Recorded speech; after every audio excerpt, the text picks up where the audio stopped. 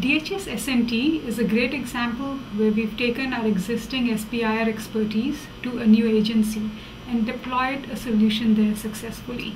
The small team made this happen despite the numerous challenges and obstacles, very rigorous security review process, deploying in a new environment, and also the fact that this is the first external application that the S&T has deployed again for the first time. We demonstrated in this process to our customers was the REI way to show how responsive we were to the customer needs, our innovative way of tackling these issues that we faced, and how we were able to deliver quality through our commitment. I think that S&T customers will be very happy with this site. Hi, I'm Brian Lay. I'm a development lead for the DHS SBIR project.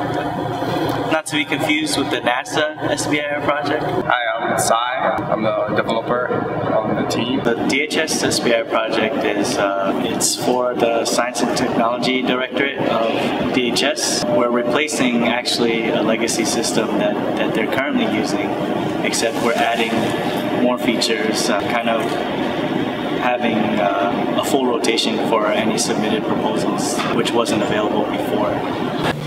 So we're talking about the DHS project. Could you tell us a little more about that?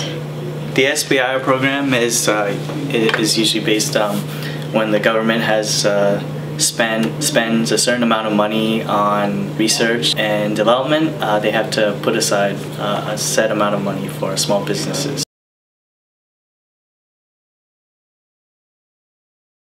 So we have developed an SBIR program for DHS. Our program spans a little bit further than that into what they call BAAs, which are broad agency announcements. They work similarly with SBIRs, but generally we're trying to model the BA program similar, if not almost the same as the SBIR program.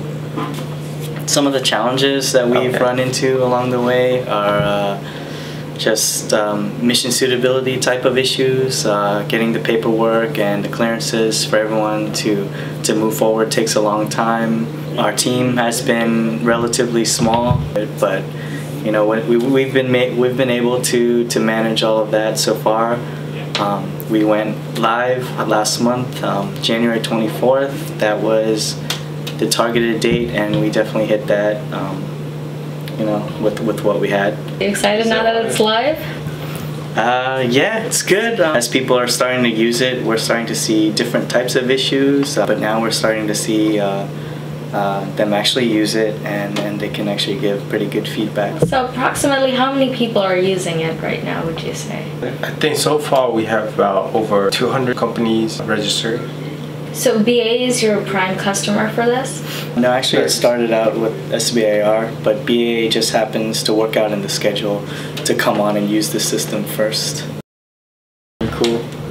Talk about the cool stuff. What do we have cool stuff? We have a timer. For this project, we model NASA SBIR. But NASA SBIR use Struts 1, but we started using Struts 2 on this project. This is the first project for REI using Struts 2. Is that something you think other projects would adopt? I think so. With Struts 2, it's a lot more flexible and a lot easier than Struts 1. A lot more features. Cool. And so how does the process work exactly? Like if someone signed up and they wanted to use the system, what steps would they go through, roughly? I guess so for our program there's two sides of it, the public portal and the program portal. Public portal is for users from the outside to come in and register their companies and new users. They would look at open solicitations or BAAs and submit proposals against those, any ideas that they have that would make sense and fit into those solicitations that are out there. Once submitted, we have on the program portal our review and selection module. Topic program managers and reviewers come in and review submitted proposals and kind of make a decision on whether or not these are going to be funded or not. Next comes the award administration module. Contract officers and COTARs can come in and manage awards and contracts for these proposals that have been selected.